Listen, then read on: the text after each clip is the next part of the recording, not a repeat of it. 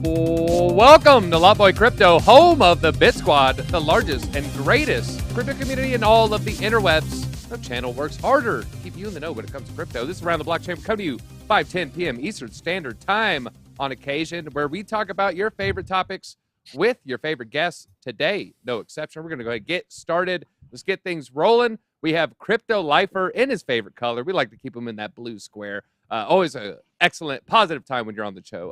Appreciate it. MissTeen Crypto on the bottom right. She just had an electrifying interview with Richard Hart. I highly recommend. Go check out her channel. Go check out that interview. Then on the bottom left, one of the OGs in the space, not the Bloods. I'm talking about the crypto space. Is Crypto Blood. Always a great time. Also, my friend. Then on the top left, we have Ben Armstrong holding down the top left as per usual. And today, talking about Ben's uncle, a little Coinbase scandal, some insider trading.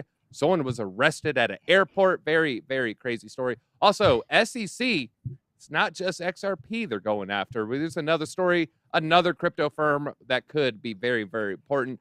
And then finally, NFTs. We got Final Fantasy getting into the space, but then we are also hearing a huge game called Minecraft maybe getting out of the space, and what does that mean for NFT and gaming? But before we get in all those topics, let's look at the charts and see where things are heading. It has been pretty positive lately. How long can this continue? Will it continue? Did it continue? And not quite, at least for Bitcoin. But Ethereum said, Bitcoin, I don't care what you're doing. I'm going up almost 4%. Bitcoin, a little bit of a retracement down to 23,000. Ethereum holding strong, was flirting above 1,600 for a short period. It looks like it pulled back just slightly. Now, Crypto Lifer, bring it to you first. First, what is Bitcoin doing, and why is there such a gap between what Ethereum is doing and Bitcoin's doing? They usually move in parallel within 1 or 2%. So why the delta here? I'm very excited. I spent like a nice hour preparing for the show today. I'm going to do this as quick as possible. I kind of ran it through my mind so we can get it in and not waste time. Check it out. Here's the weekly chart. First answer to your question is money flows into Bitcoin first. People hear about Bitcoin, they get into it.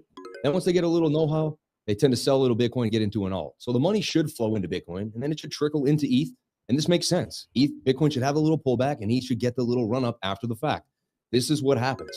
You get Bitcoin to suck the money out of the world, currencies, and then it runs back into the altcoins, and it trickles down. So it's making somewhat sense to me. We see right here, this is the weekly chart. We have a high volume node here on the low, right? When you break that node, you're likely to come up to the next one here. So it's very likely we head to 30K. We'll have a little resistance at this yellow bar, right? With the yellow line is the 200-week moving average. And then if we get to here, the 2,600 and 900 is our next kind of hurdle to get above, because there was a wick right there. Also, see this channel? Once we get there, we're going to have to break this channel. Also, trend analysis. You have a high, you have a low. Or you have a high there, you have a low. We must break that and make a higher high. If we don't, it's still a downtrend. That's basically just a rejection there, and we could end up back at 10K. So even if we do go to 30K, I don't want everyone to be like, oh, it's over. We're definitely going all the way. All right. One thing to think about. Second thing, if you're trading right now, look at how beautiful the 4 hours been. Every time it's gotten low, it's been a nice pump. We got low right here, and if you look at the bigger channel, this was a bear flag. However, we broke out of it. We're retesting the top of the flag. That's a beautiful sign. And we broke the node. So to me, this is the smaller version of what's going to happen on the bigger time frame. And I see us heading up to 25,252 on the 4 hour time frame. There's a little minutia to deal with on the 15 and the 1 hour, but I wouldn't put too much weight on that. When the MACD is this small, that's lack of bearish momentum. Where were the bears? Why didn't they have a chance? We broke some supports and they weren't able to bring us down to the next levels. 200-day moving average right there with the 50 about to cross it. That's a golden cross coming. As long as we stay above the 200, that's how bull markets begin. I'm not saying this is the beginning of the bull market, but that's how almost every bull market I've ever been through begins. You get above the 200-day on the 4 hour time frame, then you get above the 200 on the daily, and then things start to progress from there. So I'm not guaranteeing anything, but this is positive signs. What could happen? The worst case scenario is that we come up and we make an M here, and the M takes us back down to a measured move to this node. So that could also happen. When we get to this area, we'll look at that. One last thing I want to just bring up is the bad news. This is a rising wedge. The daily is oversold. We could drop all the way back down to the measured move at 19,000. We're going to play that 4 hour first, see the levels we can get above, and then we'll see what happens to the daily. And the last thing is there are anomalies on the stochastics. See, when it's high here, it was high here. We dipped a little bit. We continued to go up even when the stochastics went down. Here we were high on the daily. We continued to go up a little bit, even as the stochastics came down. So just because we are high on that daily, I've seen the 4-hour have enough strength to flip it to the upside. This is an awesome little update. I spent a good amount of time on it. And I really think that's all you need to know for the next couple days to the next couple weeks. You know? All right. And, just a little bit of caution, just because there's some good news and some bad news doesn't mean you just also hone in on what you're leaning towards, whether it's bullish or one bearish last thing. sentiment. I circled every time the weekly crossed here on the stochastics. Forgot this one thing. And, every time we've had a beautiful push up. Now, it doesn't have to mean it's the greatest push up, but here we had the pump. It began the rally. Here, this ran a huge rally. Here was a mini rally, and we're getting it again. So I expect to move to 30K. It just, there's a lot on the table that's pretty obvious that we're going to get sucked up. It's like a vacuum when you leave this node. You just end up at the next node. But again, I'm open-minded to anything could happen. Bitcoin could crash in 2 seconds. And, so as a trader, anything could be possible. All right. To quote Bart Simpson, eat my shorts. That's how I want to see this play out, at least. I would love watching them get liquidated today. All right, moving on. Let's talk a little Coinbase and some insider trading.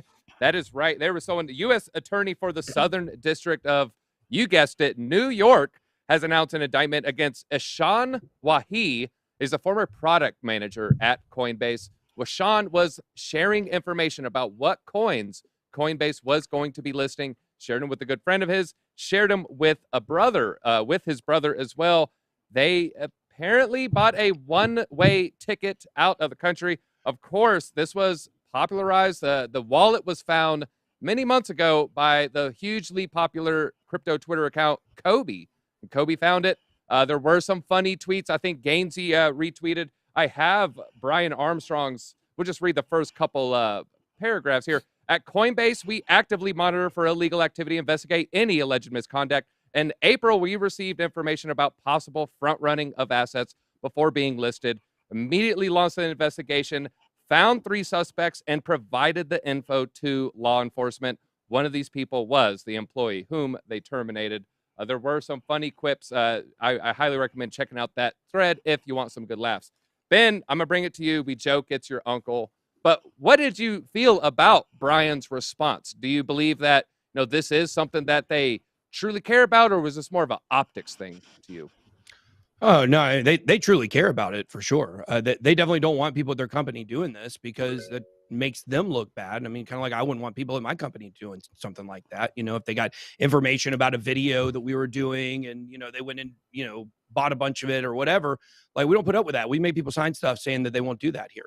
The same thing I'm sure they did at Coinbase, and the same thing I'm sure that they did at OpenSea. And that's really where, these guys are in big trouble, is because they signed stuff. I'm sure it hasn't came out that they actually did sign something with Coinbase yet, but I believe that will come out.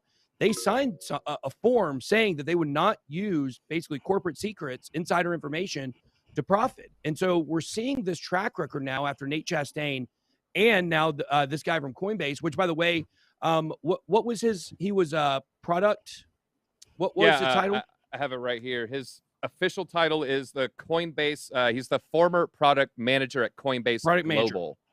Yeah. So he's the product manager. Nate Chastain, head of product. So far, both the people who've been in charge of insider trading have, or charged with it, they had basically the same position at those companies, meaning they were seeing everything before it was going to hit. They were in the catbird seat, to make these moves. So, when you sign a document saying you won't do that and then you do it, you're pretty much dead to rights. So I do think Coinbase cares a lot about this. I also believe that Coinbase got a whiff of this from Kobe. I don't think it was the other way around. I don't think they had their own information about it first, because this stuff is hard to track. It's hard to find in some cases. And this one, it was rather easy because every single coin that was on that announcement was bought at the same time the day before. But that still takes a little bit of investigative work to use chain analysis to walk those back and figure out who owns those. So, yeah, and I can tell you, if this starts hitting the fan, there are a lot of exchanges out there who have people that have been doing this. I guarantee it. A lot of people out there because. All right, Blood. I just want to make one last point. One last point. You guys have to understand how much different the culture and environment of crypto was, even 3 or 4 years ago.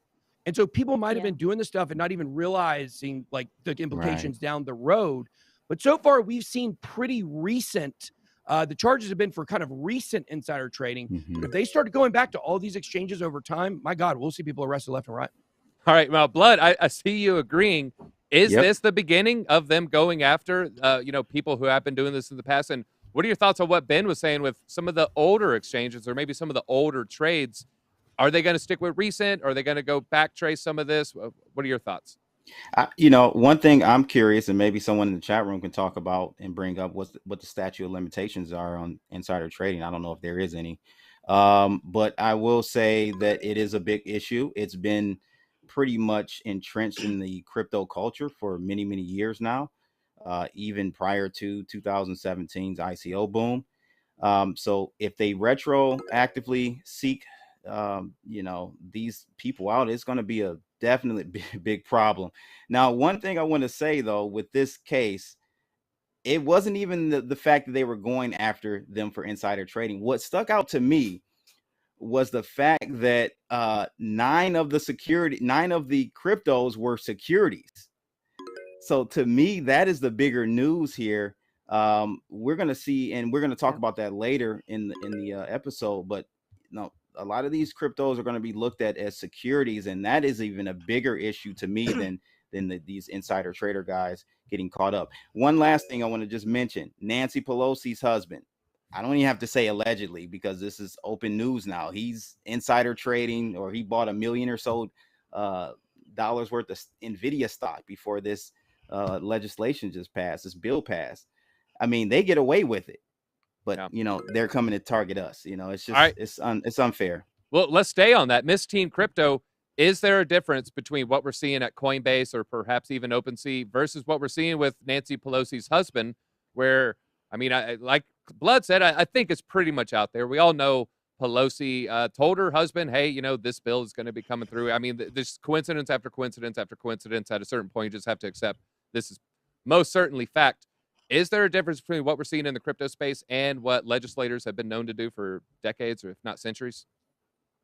I mean, maybe not, because I was even going to say, picking back off of what BitBoy was saying with OpenSea, like back when OpenSea had insider trading, it was the product manager. So it's always the people in the know that get the first word. So that could be in traditional finance or in crypto. There's a lot of similarities, but it's a little dicey, to be honest. I mean, there's just so many things that shouldn't happen. I mean, just being able to be high ranking in the government and being able to give that sort of information to your family and then have claims that you had no idea. I mean, how could you have no idea? And the thing with Coinbase that was a little weird is that Kobe shouted this out in April, and why is this only coming to light now? Why weren't there investigations beforehand? I mean, quote unquote, there were investigations, but why is this only being brought to light now? I do feel overall that the crypto community is being targeted in many ways, just because this is a new landscape that they can't necessarily control, and they don't know how to regulate and fit. I guess we'll talk about this later in the show, but fit cryptocurrencies and blockchains into this little box that, when these laws and things were drawn up years ago and don't apply to this new world. So yeah, it's a little much. Yeah, the Securities Act is from 1933, and that is a good point. Yeah, this investigation for months. Why did they wait till today? If I had to guess, I would assume oftentimes the authorities will wait for you to commit a further crime.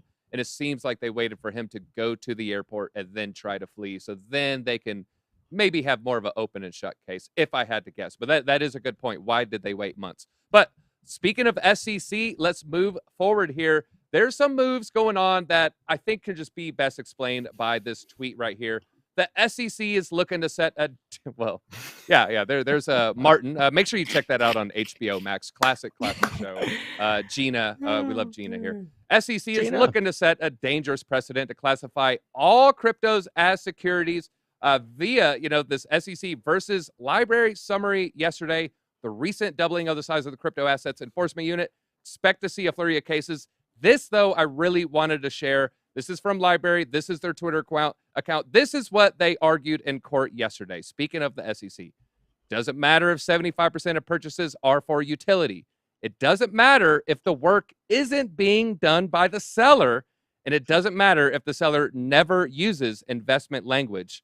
All that matters is you sell and the number moves. Ben, is this Man. in a weird way a larger story than the XRP versus SEC lawsuit? Or is, just by the sheer size of XRP, we should be paying more attention to that? How do you see this playing out? Do they have the war chest of XRP? Should we be doing crowdfunding for libraries? Is this something we should be worried about? Well, first, this case was filed well before the Ripple case. And so because of that, it's going to wrap up before the Ripple case. It is in the final throes. It looks like here. I think a lot of people are saying, maybe 6 weeks, this thing is going to be over, and it is going to set a lot of precedent. But it looks like, looking at the people who are involved with library, that they're very favorable with it. This is going their way, and that the SEC is going to lose, because the SEC they just don't have a leg to stand on a lot of these claims. And it's so weird they go after library. Like, library is not even a top. I don't know where it is now. It went in a top 500 coin, I think, when they started going after it. And one of the reasons why you couldn't buy it on exchanges, it only was provided through the platform. And so the long and the short of it is that it was a huge waste of government money to even go after library. Who should they have been looking at? Well, maybe they should have been looking at Celsius. Maybe they should have been looking at some of these platforms and exchanges, instead of going after these individual crypto projects that they've not laid any ground rules or, infrastructure for regulation. All they want to do is go after them for enforcement. But I do think we definitely need to be watching this very closely, because this could have an impact on the XRP case. If library wins this case, I mean, we already don't think XRP is losing in any way, shape, or form. But if library wins they don't have close to the war chest of Ripple Labs, not even close, then it's gonna send shockwaves up and down, the crypto markets that are favorable for individual crypto projects. So definitely one to watch. I think this has been very fascinating to see, this kind of pick up speed here the last couple of days. That tweet you showed with what the SEC is arguing, just absolutely asinine. Here's what the SEC is saying. We don't care. It's a security. That's what they're saying. That's a good summation. Pretty much. We don't care. It's a security. That's funny. And I pulled it up on CoinMarketCap. I'm 100%, not 100%, pretty sure this is the right one. 746 rank, and the market cap of 11 million. And it seems like the degens are coming out to support this for probably the non-linear upside. Library. If they do win. Yeah, big shout out here. Now, Lifer, Yeah. I know you're a chart guy, and I know you say, the charts kind of predict what the market's going to be doing in the macro environment here, but how do you weigh the XRP case, or possibly even this library case, as far as affecting the market? Is the XRP, let's assume either rolling, positive or negative, what kind of prediction are you saying this is going to move the Bitcoin market? Are we talking about not much of anything? Are we talking double-digit move, a 10% plus direction in either way? I mean, what is your thesis for, a large case like the SEC versus XRP? I mean, I believe you're definitely going to get a spike in XRP, right? And I remember September and October of the bull run of 2020, XRP was the first thing to start ripping, and then things got out of control. It was kind of interesting. It almost kind of began the rally, and then things got very heated. It's crazy to me because it's like a spiritual battle. The good high frequency people are going to the free, one unit currency. Like I could make money off it. You could make money off it. It doesn't have to be centralized. And then the people that are connected and that have all the connections want to bash us with our own tax money, right? They're using our own tax money to go against these companies when these are our innovative products that are supposed to help us live a better life. I find it so mind-boggling to me. Like Nancy Pelosi, they changed the bill to move a train station near one of her husband's buildings. That building went up from 185 million to like 400. So like insider trading is an hors d'oeuvre to these people. Like they don't give a dang. Like they'll do whatever it takes. If this case breaks through, I believe we'll see a punch. But I don't know if like Ben and the OGs here. I'm more of like the cycle of Bitcoin. I really don't like. Yes, we might get a spurt. We might get some action. But I'm just still watching the cycle of Bitcoin. Like what Bitcoin does, where Bitcoin is really gonna set the precedent for the space. I think we might get some quick little rally, and it might be awesome. But I'm just, I'm still like a chart guy and not a news guy. So I'd be sticking to where Bitcoin is, what levels we're at. Like if we're at a heavy resistance and that news comes in, it's not going to matter to me. You know what I'm saying? Like I want to see the whole spectrum of where we are in crypto and what Bitcoin's doing. But I believe it will create a bit of a spark. And I think XRP will definitely pump, and maybe into the 50 cent and up range if it's somewhat a bit of a recent. spark. I hope it melts everyone's faces. And in fact, I'm gonna mark it by. I hold XRP. Chain I'm in the Army to do my part. I got my 20,000 XRP, and I hold them tight. I'm not letting them go. Now, Crypto Blood, our writer, he just threw out some examples of some commodities that you could maybe argue is a security. I just have some examples: whiskey, beaver or chinchilla pelts, oil, gas, condos, Bitcoin. All these things could be, magic given cards. These any kind of label you want. You say it's a security. You can say it's a commodity. It's whatever. It's, as Ben says, it's what we say it is. Now, that being said, Bitcoin's been out since 2009. It's been a while at this point, 13 and a half years. Are we ever going to have clarity on at least the top 2 or 3 coins? Will we ever? Supposedly Bitcoin is going to be seen as a commodity, but what about XRP? What about Ethereum? What about Cardano? What about some of these other L1s that are really high in the market cap? Will we have clarity in that in, say, the next 5 years, 10 years? Do you have any guesses? Listen, the SEC has already said that Bitcoin is not a security. They've said that EOS is not a security, or they settled. EOS did, so that's cool. And then you have Ethereum is cool. So those 3 are cool at this point. What happens going forward? I have no clue. Shout out to Library though, because I've been posting on there since their inception. They're now Odyssey, still posting over there. So go check me out on Odyssey. They went after them because they understand that decentralized content is the future and it is a threat. We know that maybe 4 or 5 conglomerates own the media. So that is a central point for you to control what the narrative is. So that is why, in my opinion, Ben, you asked the question, why? That to me is why they went after such a small entity, and they've grown. Like the guy said in the video, the founder, he said they started with 4 or 5 videos, or have 15 million videos nowadays. I'm actually in a Netflix documentary at the end of this year that is on a case with the SEC went after this particular company, and they're unfair, man. I have to say it. They're criminal. I just have to say it. Like the founder of Library said, he was pretty. I was actually shocked he was that flamboyant and outright about his dislike for the SEC. I don't know if that's going to help him in the court case, but to me, it is definitely an issue. I hope they lose, but unfortunately, I think they will win, and that will then push the XRP case in the limelight. Okay. Good luck. All right. I think of the Alan Moore quote: "Who watches the Watchmen?" All right, MissTeen Crypto. I'll be honest. I hated Lifer's response so much. It's not really triggering my bullish sentiment, my bullish narrative, my bullish bias here. How do you see the markets reacting if we do get some positive news out of the SEC with the XRP lawsuit? If they were to rule in XRP's favor, do you predict a new wave of retail, the spark of the bull run, or maybe just XRP gets a nice double-digit pump for a few days?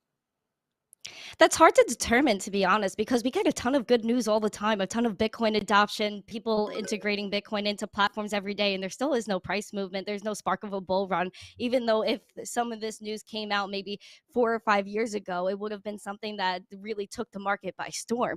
So as the market's developing, it's kind of hard to tell. I do believe maybe XRP will see a spark for sure, because, it is really good news for that ecosystem, especially because XRP, I was watching David, I think his name is David Schwartz, if I'm correct. I watched him at NFT NYC, and he is very determined to be building on this, on their technology and integrating NFTs and just really pushing it further. So I really do think they're working hard. And overall, with the Library case and the Ripple case, I really feel as though it's really stifling the development in this country with blockchain and everything. And a lot of people are creating new things. I'm thinking as a teenager, right? As Gen Z, we're digitally native people, and we want to integrate blockchain into our lives and develop on this. But if all of these things are happening and they're trying to push, then all of this innovation will kind of be stifled and have to find somewhere else to go. So I think that maybe the SEC's got to let up a little bit and realize what this technology is. Even when I was watching a few interviews, the judge was kind of uncertain on what to do. And that's because maybe they the judge maybe doesn't understand the technology to the fullest. So that's another problem that we have, is that the people making the decisions maybe don't fully understand this concept of blockchain and what blockchain really does. So that's another problem that we have. We need that education in the government so that we could have these clear decisions and be able to have innovation in this country and progress blockchain in a way that is fair for everybody on both sides, even though that Bitcoin cryptocurrency as a whole is a bipartisan issue. All right, Lifer, my hopium's been deflated a little bit. I hope you're happy now. All right, let's move on to the final.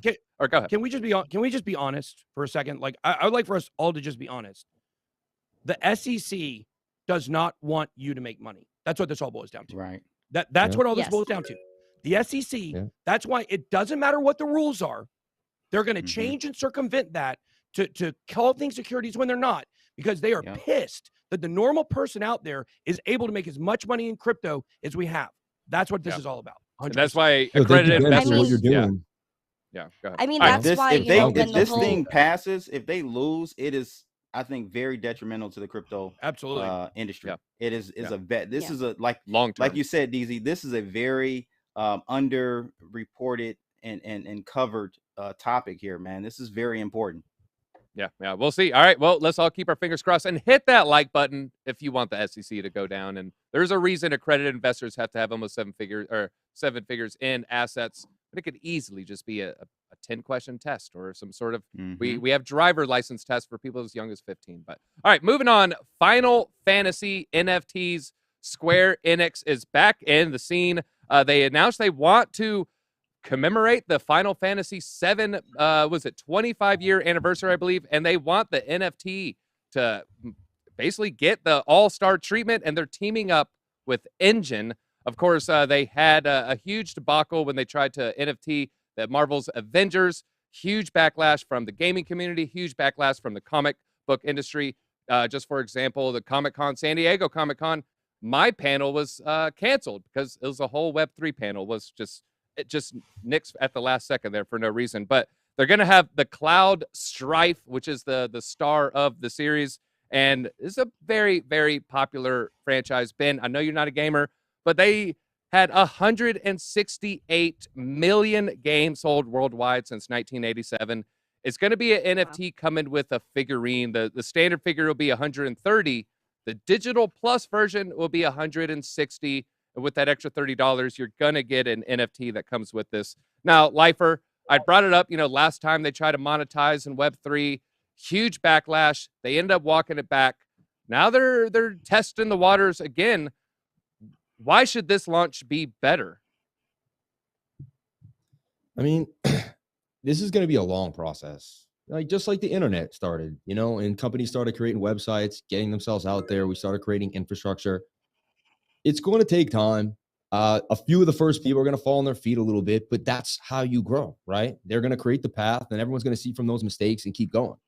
I think NFTs are going to come back in a resurgence. It's going to take some time. And I truly believe the metaverse coins, Gala, Block, all those ones that are down in the dumps right now, I think, a good amount of those are going to come back strong. So we're not done seeing the end of the metaverse, Web 3.0, and the integration of NFTs. This is just the beginning. You just got a taste of it the last couple summers and the last run we had. So it's going to be probably a big part of your life 5 years from now. The infrastructure is going to grow. I believe, I didn't do hundreds hours of research on the project, so I can't really speak on everything that they're doing and what they're implementing. But what I do know is that when you bring a brand and you bring something that other people know and the Final Fantasy idea and all that, it can only expand the notion of the young kids that are getting into crypto, and it's going to make them get into cryptocurrency. So this is a great way to get gamers and everyone else to get in. And I think it's going to do great, but I don't know enough about to predict really what will happen to this project. I hope they do well. I just, and if they don't, I still see the space growing in the next 3 to 5 years regardless. So I definitely see great speculative investment opportunities. It's not all bullish. There were some bearish news just yesterday. The Minecraft devs basically issued a ban on NFTs. Their quote was, "We won't allow models of scarcity and exclusion." Yeah, I could see these big companies with copyright and licensing getting a little freaked out of what's going to happen and where it's going, for sure. Yeah.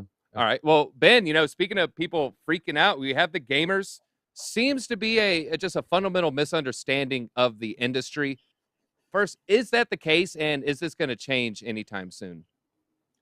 It's definitely not going to change in the bear market for sure. You know, I mean, we see Good see point. this. You know, during the bear market, crypto's a scam. You know, that's what Gary Gensler's going to lean Yeah. on. You know, obviously, Yeah. crypto's a scam. We've seen it over and over and over again. Absolutely. People make fun of us. They think we're idiots. And then what happens? We get rich and we make all the money, and they say, "Oh, I wish I would have got in on that." And I think what you're seeing right now is you're seeing the fact that gamers are pushing back against blockchain. You're having a lot of these, the companies also pushing back against blockchain and, NFTs and other kinds of technologies. And you got to ask yourself the reason why. Why are they pushing back so hard? It's very simple. Just like we were talking about in the last topic, it was a very simple truth of why all that was happening. Don't want This is the very simple truth of all this. They think crypto's a scam. Like, that's what it is. They think there's not value for NFTs. They think there's not value for crypto. They think the prices dropping like they have recently mean that if you invest, anybody who invested in it is lost. And so they don't want to be involved with that stuff. And so once the prices kind of turn back around and we start heading back up, you might see a little bit of a change, in the way people view this. But ultimately, that's what it has to do with. The gamers do not want to be associated with the meme coiners.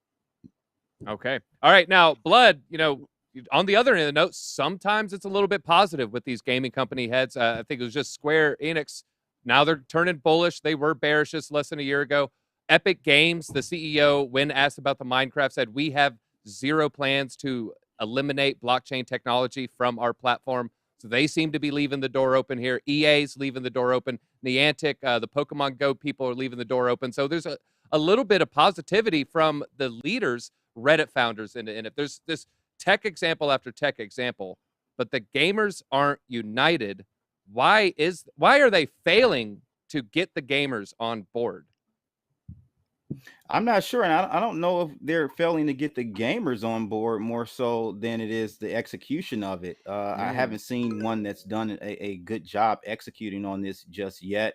But as I think Lifer said, we're early in the game, and there's definitely room to improve, and we just got to see the first one come out and do a good job, and people will improve upon that. I just think that, this particular article you're talking about, though, is pretty. I think that it's a rush job. They're just throwing something together. The damn physical piece is less than the digital. Like, I don't know how they ended up doing that. So they're mispricing it, I think, in a bit. So I just think that, it's a trial and error thing. They're going to figure it out. This is the biggest industry to see NFTs change, in my opinion. Once they get that formula right, it is going to be game over. And there's a way for these gaming houses to make money off of this. So I don't know why they're hesitant at this point. Okay, I love it. Now, MissTeen Crypto, Blood brought up a pretty good point. Maybe it's not the gamer's fault. Maybe it is the company's fault. There's just been a lack of execution. How do we bridge that gap? Does it have to, is it just a fundamental failing because they're not fun to play? Is there the tokenomics not right? Is it not on the right platform? Does it need to be on PlayStation? How do we make this succeed? I honestly think it's the onboarding that might be the problem, especially with a lot of wallets, like, for example, MetaMask. Even though in the crypto space it seems like such a simple task, but even writing down recovery phrases it's intimidating. is a lot of work. It's weird and And creepy and secret. Exactly. So it's a little intimidating for people to, one, be able to download a wallet and understand what that means, and why do they have to take custody of their assets. What does taking custody really mean? And I think another thing that scares off the gamers is the money part. I don't think gamers particularly care about money, because previously they were paying to play, so they were inserting money into a game's ecosystem without expecting anything in return except for the utility that their asset offers in the game. Well, now it's kind of a little different, because they have to take custody of their asset. They have a responsibility now, where as before they had to just log into their game, their assets were there, and they have to now I guess, get acclimated to a new climate of, okay, so what does it mean to trade my asset? Where does this go? What does the blockchain really mean? And they don't really care about making the money. They just want to just play their game, and that's pretty much it. So it has to be, I think, a game where they could just jump in, start earning, and get a feel of what being an NFT gamer really is, trading those assets, earning things, and what to really do with that they haven't been able to do previously. I think it's just a huge barrier of education. All right, you said something there. They put money into a system and then they don't get anything back. Sounds like they're built for the bear market. Gamers, come on! Really, the water is the perfect temperature. But I exactly, think, because if you buy a skin in a game, it automatically goes to zero because you can't do anything with it. Whereas NFTs, if you're going to buy a skin, at least it's worth something that you could at least trade off with your friends for something different or sell for some real world, utility. So I don't know. Well, now I can play Maybe it's Fortnite just as a me. banana, so it's cool. All right, that is all we got time for. And Crypto Blood, you went bananas and you peeled off the victory here. It looks like you just narrowly edged past Ben, who's shaking the head at my pun, not the victory here. But he had that ready. It wasn't bad. Crypto Blood, great job there. Feel free, leave us with some parting thoughts. That's awesome. Oh man, thanks a lot, guys. Definitely go follow Crypto Lifer, MissTeen Crypto, and of course you're following Ben. You're on this channel, but follow me, of course, Crypto Blood on YouTube, TikTok now as well, and Instagram. That's it, man. 313. We're in the building. All right. Make sure you're following everybody's social accounts and hit that like button while you're on the way. And until next time, BitSquad, easy out.